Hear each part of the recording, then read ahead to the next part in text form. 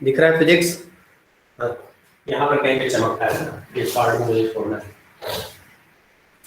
Okay, so Poonam Mishra, are there? चलिए, अभी तक क्या क्या हुआ थोड़ा बहुत कुछ बता सकते हो? पूर्णिमा? यस सर, कल की क्लास में तो हम लोग ग्रुप वेलोसिटी और फेस वेलोसिटी के बीच में रिलेशन निकाले थे, और हाँ जी। वेव फंक्शन होता है कि वो क्या होता है उसके बारे में थोड़ा सा पढ़े थे कि हाँ जी। वेव फंक्शन एक पोजीशन और टाइम है और एक कॉम्प्लेक्स क्वांटिटी है। और उससे पहले की क्लास में हम लोग मतलब कि डेविसन और जर्मर एक्सपेरिमेंट के बारे में थोड़ा बात कर रहे थे, तो उसमें पता चला कि अगर हम लोग को मैक्सिमम इंटेंसिटी चाहिए किसी भी वेवलेंथ का, तो वो 54 वोल्ट होना चाहिए और फाई उसका जो एंगल है वो 50 डिग्री होना चाहिए। गुड। और वेवलेंथ कैलकुलेट करने के दो तरीके हैं, एक डिफ्रैक्शन से कैलकुलेट कर सकते हैं, तो उसमें 1.65 एंगस्ट्रॉम आया था, और फॉर्मूला यूज कर रहे थे 2d sin theta equal to n lambda, और डी ब्रोगली हाइपोथेसिस में फॉर्मूला यूज कर रहे थे lambda is equal to h upon okay. 2m Q B, उसमें yes. Lambda is equal to 1.67 angstrom आया था। और इससे पता वेरी चलता गुड। है कि जो हमारा इलेक्ट्रॉन है वो एक वेव ड्यूअल नेचर है, और इसके फंक्शन है वो बताए थे कि इलेक्ट्रॉन पार्टिकल है, और जो जीपी गुड फंक्शन गुड। बताए थे कि इलेक्ट्रॉन एक field है। वेरी तो गुड। शर्मीन क्या शर्मीन अंसारी? तुम्हारा नाम सही प्रोनाउंस कर रहा हूँ मैं?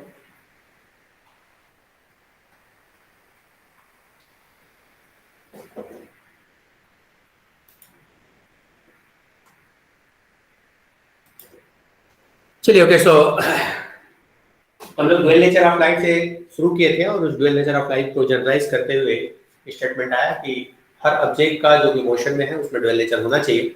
और एक मैटर का कंसेप्ट आया, this was given by de Broglie, कि each and every moving matters will have associated with that is known as matter wave, और उसका लैम्डा डी ब्रोगलीस वेवलेंथ के नाम से जाना गया। So that de Broglie's wavelength it actually depends on the mass of that object and its velocity, और उसको हम लोगों ने एनर्जी के टर्म में कन्वर्ट करते हुए डिफरेंट पार्टिकल्स के लिए भी वेवलेंथ मेजरमेंट करने के लिए डेविसन गर्मर एक्सपेरिमेंट को हम लोग लिए। ये जो है एक प्रकार से कह सकते हो कि मैटर वेव के कंसेप्ट को एक सपोर्ट देता है। ये प्रूफ करता है कि यस, मैटर वेव का कंसेप्ट जो है वो सिर्फ हाइपोथेसिस नहीं है, ये एग्जिस्ट कर सकता है। इसके बाद अगर मैटर वेव है, अगर इसको एक्सपेरिमेंटली प्रूफ किया जा सकता है, तो उसके और अन्य प्रॉपर्टीज हमारे पास होनी चाहिए। देन नेक्स्ट हम लोग फिर स्टेप वाइज हम शुरू किए। पहला था हम लोग चलिए वेलोसिटी निकाल के कैलकुलेट करें। तो वेलोसिटी कैलकुलेशन के लिए हम लोग कन्वेंशनल जो मेथड होता है जिसमें हम फेस वेलोसिटी कैलकुलेट करते हैं by using one equation of progressive wave. तो फेस वेलोसिटी हमने कैलकुलेट किया, but that face velocity that was greater than c in case of matter wave. इसको फिर हम लोगों ने अवॉइड किया कि this is physically physics point of view से दिस इज नॉट पॉसिबल। तो इसके बाद फिर एक ग्रुप वेलोसिटी का कांसेप्ट है। So that group velocity it is the velocity of wave package. Wave packet is actually a package of waves. So we have a body having constituent particles. Each and every particles will have different wave, and after superposition of these waves we will get, so after superposition we will get a wave like this, and this is known as a wave package. इसके बाद फिर इसको interpret करने के लिए अगर wave है, wave packet है, तो इसको इंटरप्रेट करने के लिए हमारे पास एक वेव फंक्शन होना चाहिए। और चूंकि हम कन्वेंशन जो प्रोग्रेसिव वेव का wave function y is equal to that was y is equal to a sin omega t minus kx या cos omega t minus kx या एक्सपोनेंशियल टर्म को हम लोग यहाँ पे यूज नहीं करना चाहते, नहीं कर सकते, क्योंकि ये adequate proper physics matter wave के कांसेप्ट में नहीं देता। इसलिए हम लोगों ने एक नया वेव पैकेट नया वेव फंक्शन को इंट्रोड्यूस किया। This was introduced by Max Born, so that was psi which is actually the function of x y z and t। ये पोजीशन और टाइम का फंक्शन है। सो यहाँ पर इस वेव फंक्शन साइड में कुछ प्रॉपर्टीज हम लोगों ने लिस्ट आउट किया था। ये फाइनाइट होता है, सिंगल वैल्यूड होता है, this the function of position and time. This is also one of the important property of this wave function psi is this is a complex quantity, And as far as if this is the complex quantity, so directly the physical significance of this wave function psi, this is nil, because this is the complex quantity. Complex quantity means this will contain one imaginary part, and that imaginary part doesn't give any physics. That's why हमने कह दिया कि ये जो wave function psi है, ये wave function psi, okay, this is the interpretation, this is the representation, but physics के physical significance point of view से ये wave function psi किसी काम का नहीं है. इसको फिर हम लोगों ने रियल में कन्वर्ट करने की कोशिश किया. Then we define this psi square, and this psi square is equal to psi star, और ये जो आया था that was real. तो ये real quantity है जो कि हमें physical significance point of view से this is good one, and this is known as probability p. इसको फिर probability p कहा था, and physical significance इसका फिर हमने लिखने की कोशिश किया. Since this is the position of x, y, z in t, so what is the physical significance of this p? This actually gives the probability of existence of any particle at position x, y, z at time t. So position x, y, z पर time t पर किसी particle के existence की probability बताता है. So यहाँ तक हम लोगों ने लास्ट क्लास में कर लिया था. Now question is, if this is the wave packet, this is the combination of packets, summation of packets, association of packets, superimposition of packets, then ये जो पार्टिकल्स हैं, ये पार्टिकल्स इस पैकेट्स में कहां पे होंगे. इस पर हम लोगों ने थोड़ा ये किया था कि जहां पर ये एम्पलीट्यूड मैक्सिमम है, या जहां पर एम्पलीट्यूड को डिफाइन किया जाता है, मैक्सिमम डिस्प्लेसमेंट है, इस रीजन में p की जो वैल्यू होगा दैट विल बी मैक्सिमम. अगर p की वैल्यू मैक्सिमम है मींस वहां पर पार्टिकल की एग्जिस्टेंस की प्रोबेबिलिटी ज्यादा होगी. एंड इन दिस पोजीशन जहां पर p की जो वैल्यू होगा that p will be minimum. Here this p is minimum. तो यहां उस पार्टिकल की एग्जिस्टेंस की प्रोबेबिलिटी कम होगी. एग्जैक्टली वी कैन नॉट से, हमने पहले ही क्वांटम फिजिक्स के डेफिनेशन में इस टर्म को कह दिया था कि that quantum physics is actually the study of probabilistic phenomena. हम उस फेनोमेना की प्रोबेबिलिटी बता सकते हैं. एग्जैक्टली क्या होता है वी कैन नॉट से. तो यहाँ पर हम ये नहीं कह सकते कितने नंबर ऑफ पार्टिकल्स यहाँ पे होंगे और कौन से पार्टिकल्स यहाँ पे होंगे. वी कैन नॉट से. वी जस्ट हम बता सकते हैं कि maximum number of particles will be here in this band, with in this band, और मिनिमम नंबर ऑफ पार्टिकल्स जो है वो इस नोड पॉइंट पर होंगे. इतना तो कह सकते हैं. अब यहाँ पर कुछ चीजें और थोड़ा सा ध्यान से समझने की कोशिश करना. ये मैंने sinusoidal wave first class wave ले लिया, तो मेरे पास वेव ऐसे आ सकते हैं. अगर मैं थोड़ा सा डिस्टर्ब्ड वेव अगर कोई लेता हूं तो ये वेव पैकेट का शेप और साइज जो है वो अकॉर्डिंगली चेंज होगा. Let us have two cases. तो the first one is,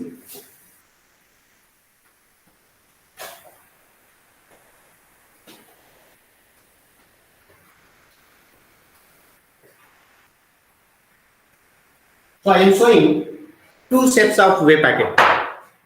One is, this is a very good sinusoidal uniform waves moving in the same direction like this, and I will get a wave packet like this. So this is one wave packet. Second, this is the first one. Second, I have this wave, some random waves of random shapes and size like this. Then I will get after superposition. Just you have to write superposition, and just this is the superposition. You will get the wave packet like this. So here we have two types of wave packets. This is the first one, जो कि एक बढ़िया uniform sinusoidal wave या एक uniform एक similar characteristics के wave से बना हुआ है. सेकंड, हमने कुछ रैंडम वेव पैकेट्स ले लिए जिनका अपना शेप साइज वेल डिफाइंड नहीं है, डिस्टर्ब्ड वेव है. ये भी सुपरइम्पोजिशन करके इस प्रकार के. अब इन दोनों में वो जो वेव जो बॉडी है उस बॉडी के एग्जिस्टेंस के बारे में, उस पार्टिकल के एग्जिस्टेंस के बारे में कह सकते हैं. यहां पर इन दिस केस हियर, क्योंकि p की value maximum, so here this p will be maximum, means maximum numbers of particle जो हैं वो इस रीजन पे पाया जाएगा, ये तो क्लियर है। But in this case P will be maximum here, P will be maximum here, P will be maximum here, P will be maximum here। यानी कि ये है कि डिफरेंट पोजीशंस पर P की वैल्यू जो है वो मैक्सिमम हो रहा है, मींस किसी पार्टिकल की पाए जाने की प्रोबेबिलिटी यहाँ पर जितना है उतने ही प्रोबेबिलिटी यहाँ पे भी होगा, उतनी ही प्रोबेबिलिटी यहाँ पे होगा, उतनी ही प्रोबेबिलिटी यहाँ पे होगा। Means we are trying to locate the position of particles. हम उस पार्टिकल की पोजीशन को लोकेट करने की कोशिश कर रहे हैं कि वो जो हमारे बॉडी है, इस बॉडी में पार्टिकल्स हैं, इस पार्टिकल की वजह से ये वेव्स बने हैं, इस वेव पैकेट्स में ये जो पार्टिकल्स है, इस पार्टिकल के पाए जाने की प्रोबेबिलिटी कहां पे मैक्सिमम है। ये तो सिंपल है, हम ये कह सकते हैं कि मैक्सिमम नंबर्स ऑफ पार्टिकल्स जो है वो इस रीजन पे एग्जिस्ट करता है। लेकिन यहाँ थोड़ा सा हमें थोड़ा सा डाउट होने लगेगा। अगर किसी इंडिविजुअल पार्टिकल को ढूंढना हुआ तो किसी पार्टिकल की पाए जाने की प्रोबेबिलिटी जितना इस रीजन पे है उतने ही इस रीजन पे है, यहाँ पर भी उतने उसकी प्रोबेबिलिटी है, यहाँ पर भी उतनी प्रोबेबिलिटी, मतलब हर अलग-अलग इनफाइनाइट वेव है, हर जगह पर उस पार्टिकल की एग्जिस्टेंस की प्रोबेबिलिटी जो है वो आइडेंटिकल होगा। मींस अब उस पार्टिकल को थोड़ा सा ढूंढना जो है वो इस केस में थोड़ा मुश्किल है, उसको लोकेट करना थोड़ा मुश्किल है, लेकिन यहाँ पर हम डेफिनेटली उसको लोकेट कर सकते हैं। फॉर एग्जाम्पल अगर हम जानते हैं कि कोई व्यक्ति, जैसे फॉर एग्जाम्पल अमी सोनी, घर से कॉलेज से घर, या घर से कोई अपना दोस्तों के यहाँ, दोस्तों के यहाँ से सीधा घर जाता है, मतलब दो ही जगह अगर उसका पोजीशन है, या तो घर में होगा या तो अपने दोस्त के यहाँ होगा, तो उसको लोकेट करना पॉसिबल नहीं है। लेकिन अगर बाय द वे किसी को, जैसे आकाश कुमार है, उसको अगर कोई बाय द वे ढूंढना हुआ और अगर कोई उसका पोजीशन डिफरेंट है, कहीं पर भी जा सकता है, फॉर एग्जाम्पल घर भी जाता है, किसी दोस्त के यहाँ घर में भी रहता है, किसी दोस्त के यहाँ भी जाता है, कहीं मंदिर पे जाकर बैठ जाता है, कहीं ब्रिज में बैठा मिल जाता है, कहीं पे घूमने चला जाता है, तो हर जगह उसके पाए जाने की प्रोबेबिलिटी इक्वल है, तो उसको लोकेट करना जो है मुश्किल हो जाएगा। Getting the point? So here उस पार्टिकल की पोजीशन की प्रोबेबिलिटी जो है वो एग्जैक्ट है, हम उसको लोकेट कर सकते हैं, लेकिन यहाँ पर उसकी लोकेशन, उस पार्टिकल को लोकेट करना जो है थोड़ा सा मुश्किल होगा। बट हम इस केस में वेवलेंथ को डिफाइन कर सकते हैं। In the first case, we can define the wavelength. हम उस वेव का wavelength कैलकुलेट कर पा रहे हैं, मींस उस पार्टिकल का momentum P is equal to h upon lambda. We have this relation from de Broglie's hypothesis, or one can say that the bridge equation. By using this bridge equation, we have P is equal to h upon lambda. If lambda is well defined, this case lambda is well defined, then P will be good one. P will be well defined. So in the first case here, x is, means position is uncertain. Position is uncertain. Why? Because each and everywhere the probability of existence of particle is identical. Because everywhere at different times, not everywhere, at different times P is maximum. So the probability of existence of particle is identical. Particle is same or identical.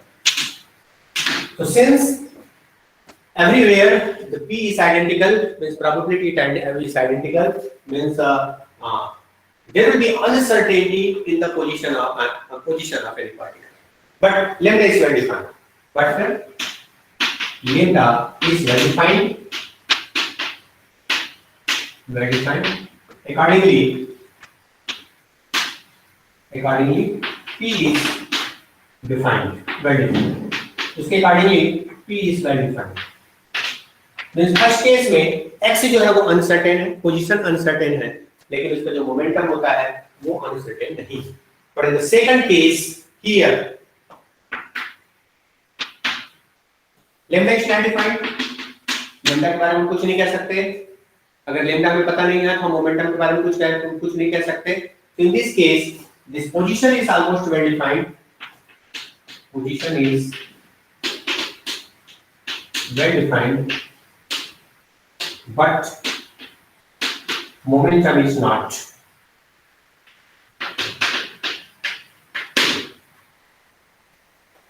तो इस introduction से तुम लोग को कुछ याद आ रहा है मैं कौन से टॉपिक में जंप करने वाला हूँ या कुछ क्या बताने वाला हूँ, किसी को कुछ आइडिया हो?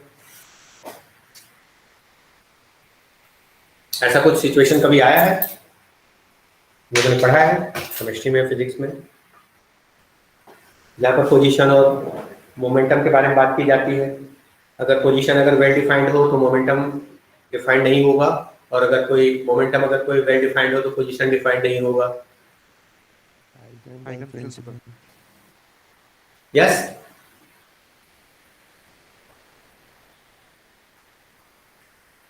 बोले क्या कहने, बोलो। Heisenberg principal. साउंड मेरा इसमें कम है क्या? तेरी आवाज नहीं आ रही मुझे। Sir Heisenberg uncertainty principle. Yes, very good. So this is Heisenberg's uncertainty principle. इसको हाइजेनबर्ग अनसर्टेनिटी प्रिंसिपल के नाम से पढ़े। Uncertainty means this not fixed, it's not the real one, it's not fixed, it's not certain. Means वो कहीं पर भी हो सकता है, कुछ भी हो सकता है। That is known as uncertainty. So in Heisenberg's uncertainty principle इसमें क्या कहा जाता है कि अगर लाइट में अगर पोजीशन वेल डिफाइंड नहीं है, मोमेंटम अगर वेल डिफाइंड है, तो पोजीशन जो है वो अनसर्टेन होगा। कोई पार्टिकल यहाँ पर जितने को पाया जा सकता है, यहाँ भी पाया जा सकता है, यहाँ भी पाया जा सकता है, यहाँ पर भी पाया जा सकता है। लेकिन अगर कोई वैल्यू पोजीशन अगर कोई वेल डिफाइंड हो तो हम उसके मोमेंटम के बारे में कुछ नहीं कह सकते। ये अनसर्टेनिटी प्रिंसिपल कहलाता है। This is given by Heisenberg and Heisenberg in 1927। तो अकॉर्डिंग टू हाइजेनबर्ग अनसर्टेनिटी, किसी को इसका स्टेटमेंट मालूम है?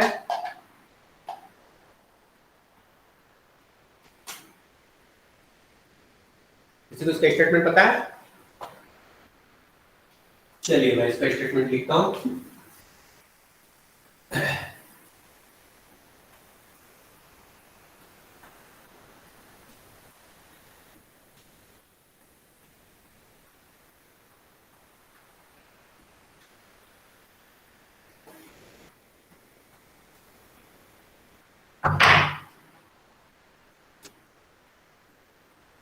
So Heisenberg's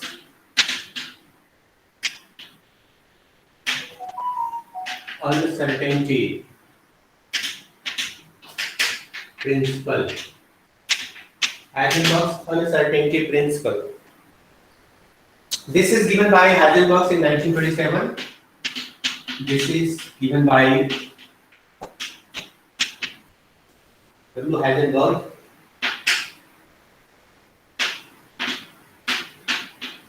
Heisenberg in 1927. According to which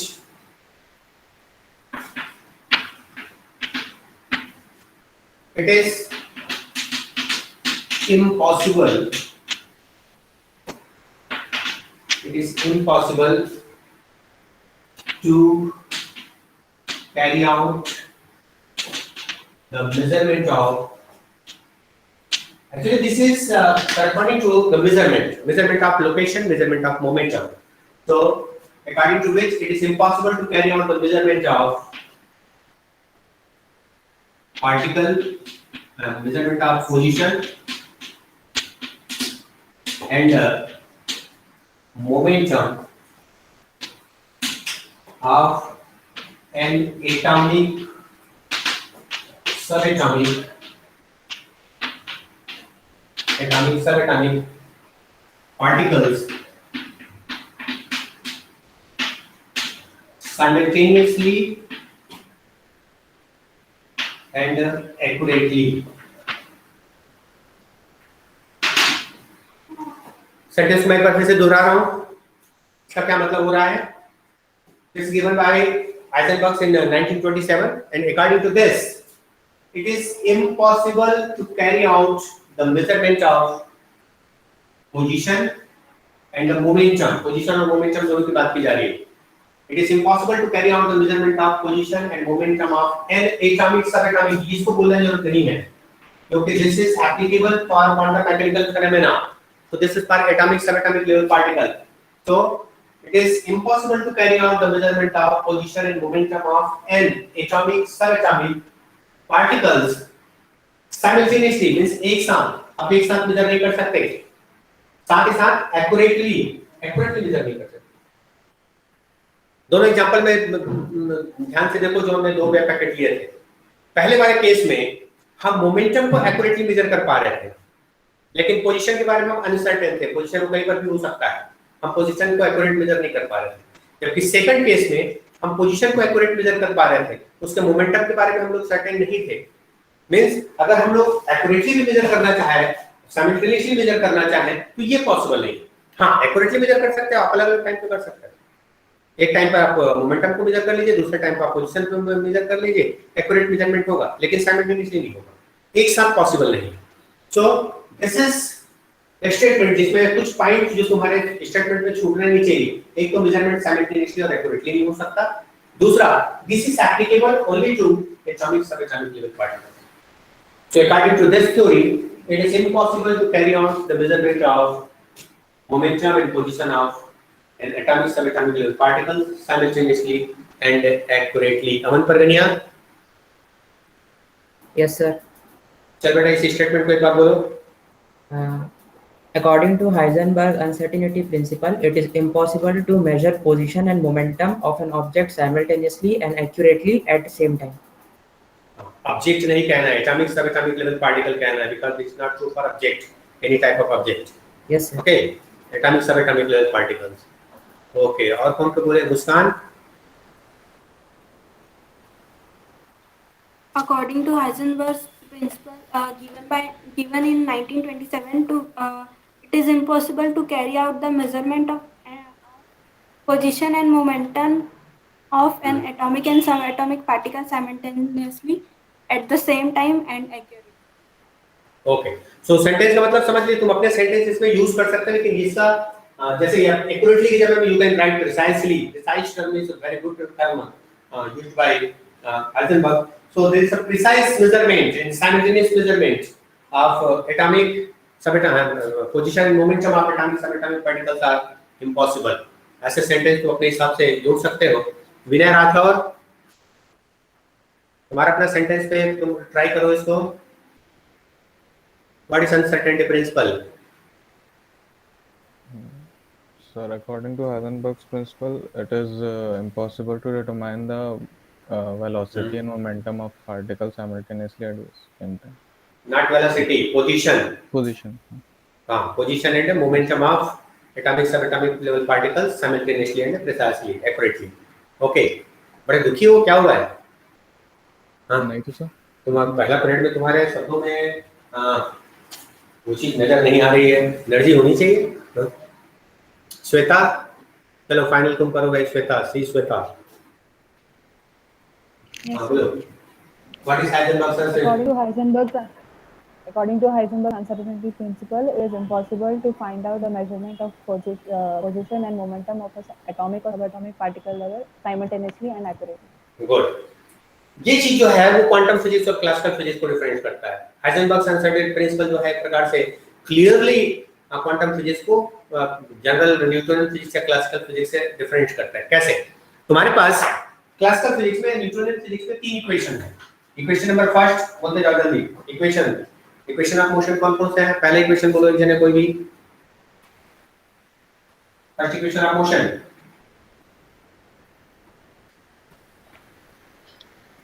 V equal to U plus AT. Very good. So this is V is equal to U plus AT. Second equation. S is equal to UT plus half AT. S is equal to UT plus half AT square. Third equation. V square minus U square equals to 2AS. V square minus U square is equal to 2AS. ये तीन equation. इन तीनों equation में आप time को simultaneously और accurately की बात हो रही है. इसमें आप वेलोसिटी को मेजर कर सकते हो किसी टाइम पर. एक्सेलरेशन दिया गया है, टाइम दिया गया है, यू कैन मेजर वेलोसिटी. अगर तुमने वेलोसिटी मेजर कर लिया तो आप मोमेंटम मेजर कर सकते हो. सेम टाइम पर तो पोजीशन मेजर कर सकते हैं। अगर टाइम दिया गया है, यहाँ पर साइमल्टेनियसली बात आ रही है ना, साइमल्टेनियसली एंड एक्यूरेटली। इस केस में आप साइमल्टेनियसली एक ही टाइम पर वेलोसिटी कैलकुलेट कर पा रहे हैं, मतलब मोमेंटम कैलकुलेट कर पा रहे हैं, उसका पोजीशन भी कैलकुलेट कर पा रहे हैं। सो इन क्लासिकल फिजिक्स, जो कि मैक्रोस्कोपिक बॉडी के लिए है, बॉडी के लिए है, it is possible to measure that position momentum as well as position of any body simultaneously and accurately, but according to Heisenberg's uncertainty principle, this is not possible. Okay, so अगर bye में हम जिद में अड़ गए, भाई हमें तो एक साथ ही मेजर करना है, तो ऑब्वियसली उसमें किसी प्रकार कुछ प्रकार के एरर्स होंगे, और उसी एरर्स को हम लोग अनसर्टेनिटीज कहते हैं। सो चलिए अब एक साथ मेजर करें, और उस अनसर्टेनिटी के बीच में या एरर्स के बीच में एक रिलेशन होता है जिसको हम लोग हाइजेनबर्ग्स अनसर्टेनिटी रिलेशन कहते हैं। So now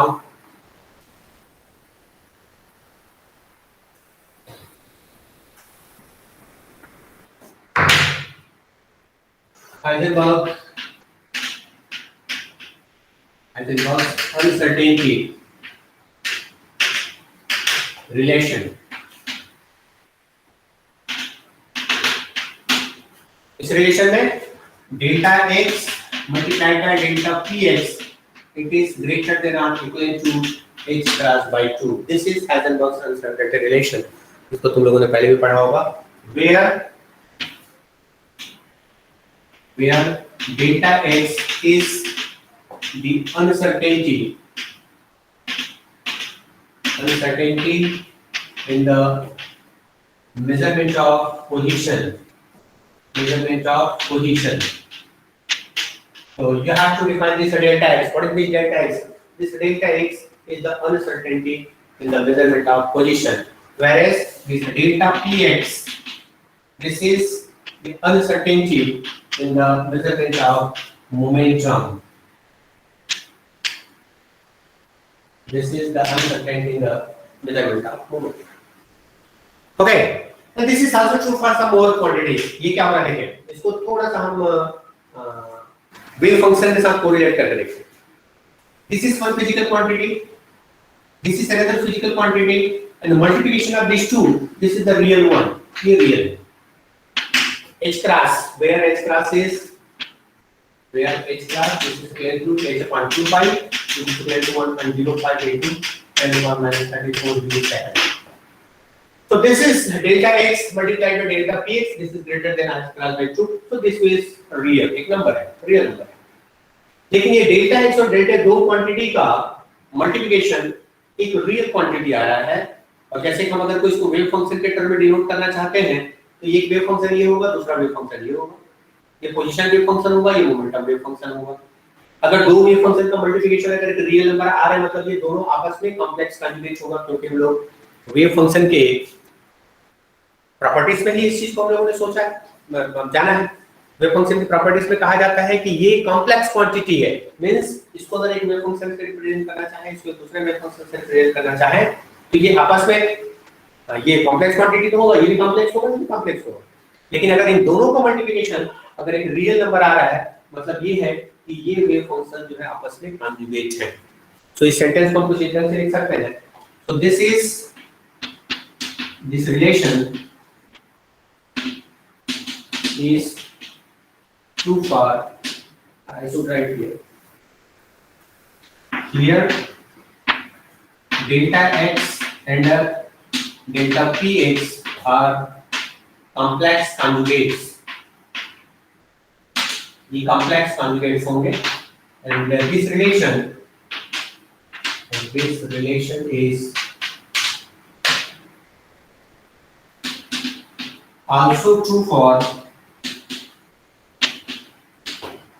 some more complex conjugates.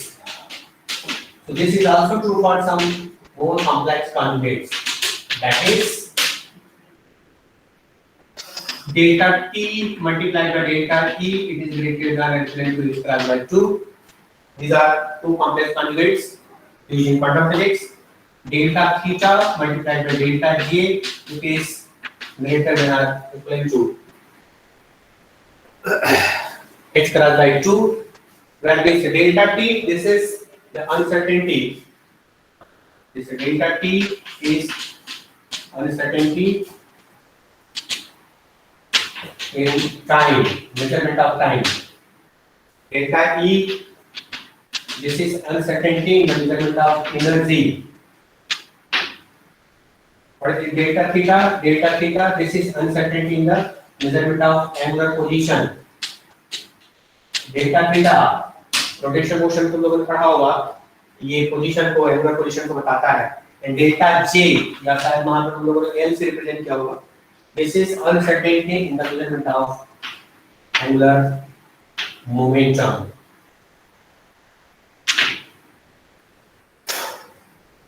चलिए सेंटेंस को अच्छे से एक बार लिखो अपनी कॉपी में, और कहीं पर अगर कुछ भी डाउट हो तो प्लीज एक बार हम डिस्कस कर लें, क्योंकि बाद में फिर थोड़ा सा भूलने लग जाते हैं तुम लोगों को. हाँ, यहाँ पर मैं छोटे छोटे असाइनमेंट देने वाला हूँ, जिसको तुम लोग 6 साल इसके बुक से, क्या बोलते हैं, तुम मॉडर्न फिजिक्स का आर्थिक विषय के कंटेंट से तुम लोग कर सकते हो. पहला तो ये, इसका डेरिवेशन 3 से 4 लाइन का इसका डेरिवेशन है, ये डेरिवेशन. दूसरा, by using this relation you have to derive these two, delta t delta e, ये रिलेशन को, और डेल्टा थीटा और डेल्टा जे, इस रिलेशन को, इससे तुमको डिराइव करना है. ये असाइनमेंट तुमको मैं देने वाला हूँ. तो चलिए, किसी को कोई क्वेश्चन यहाँ तक? सर, हाँ जी बोलिए. h/4 पाई होता है ना? हाँ, इसी मैंने इसको h क्रॉस बाई 2 लिखा है. h cross is what? h cross is h/2 पाई. तो यहाँ पर अगर कोई h/2 पाई लिखोगे तो ये h/4 पाई हो जाएगा ना. ओके सर, है ना, इसको मैंने h क्रॉस बाई 2 लिखा है. This is the standard notation used in quantum physics. हालांकि पहले चूंकि हमारे 12th लेवल पर या इससे पहले की किताब में चूंकि h क्रॉस को इंट्रोड्यूस नहीं किया जाता है, इसलिए वहां पर h/4 पाई लिख दिया जाता है. Otherwise this h cross is standard notation in quantum physics.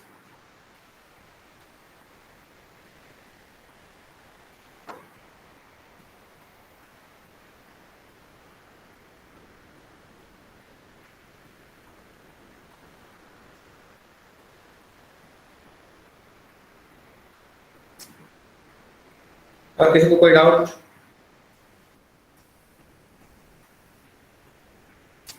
चलिए एक बार कमेंट बॉक्स में भर दीजिए सबको समझ में आ गया करके. सबको समझ में आ गया, क्लियर है?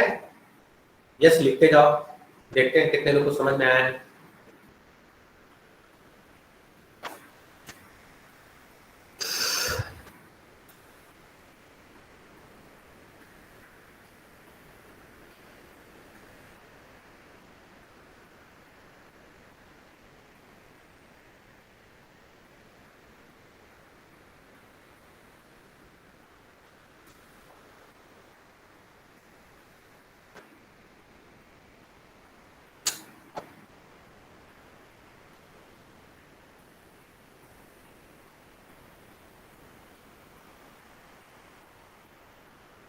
यस, कमल थोड़ा सा पढ़ना पड़ेगा ही. और इसके लिए जो मैंने कंटेंट्स दिया है, this is more than sufficient, है ना. उसके लिए तुम याद करो, क्योंकि ये थोड़ा क्वांटम फिजिक्स जो है थोड़ा कंफ्यूजन क्रिएट करता है, इसलिए बहुत सारे बुक्स में इधर उधर मत जाना. हाँ, मैंने तुमको जो कंटेंट दिया वो स्टैंडर्ड इंटरनेशनल लेवल का राइटर का कंटेंट्स है, और उसमें एरर की पॉसिबिलिटी बहुत कम है. हालांकि नेग्लिजिबल नहीं, क्या कम है, एरर की पॉसिबिलिटी बहुत कम है. उसका सेंटेंस, उसका स्ट्रक्चर, उसका explanation, everything is very good. तो जो भी फैक्ट एंड फिगर्स हैं क्वांटम फिजिक्स का, उसमें अच्छे से दिया उस चैप्टर में, इसलिए you have to go through that book, that chapter, है ना. तो कहीं पर भी अगर कोई तुमको कंसेप्ट या मिसकंसेप्ट लगता है तो तुम मुझे मैसेज कर सकते हो, हाँ, या क्लास के दौरान भी पूछ सकते हो. आई प्रॉमिस कि भाई तुम्हारे डाउट को मैं क्लियर करने की पूरी कोशिश करूंगा. हालांकि 100% मैं भी गारंटी नहीं देता, क्योंकि quantum mechanical phenomena, there is some uncertainty is always possible. हाँ, तो यस सर. चलिए, असाइनमेंट क्वेश्चन यहाँ पे मैं लिख दे रहा हूँ, है ना. उस चीज को मैं तुम्हारे गूगल क्लास में भी अपलोड कर दूंगा. जब तुमसे बन जाएगा, तुमको कल भर का टाइम मिलेगा. परसों तुम 4, 4:30, 5 बजे तक जितने असाइनमेंट इनकम्प्लीट है उसको कंप्लीट कर देना, है ना. फिर मैं कल शाम को, परसों शाम को बैठ करके तुम्हारा सारे असाइनमेंट वगैरह चेक करने की कोशिश करूंगा, और तो उसका बेनिफिट भी मिल जाएगा in form of points as well as that attendance. So assignment number 3 questions है इसमें.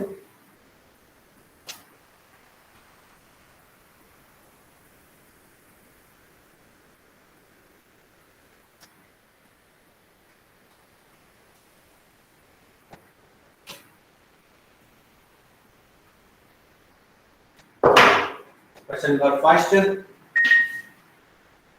Question 1.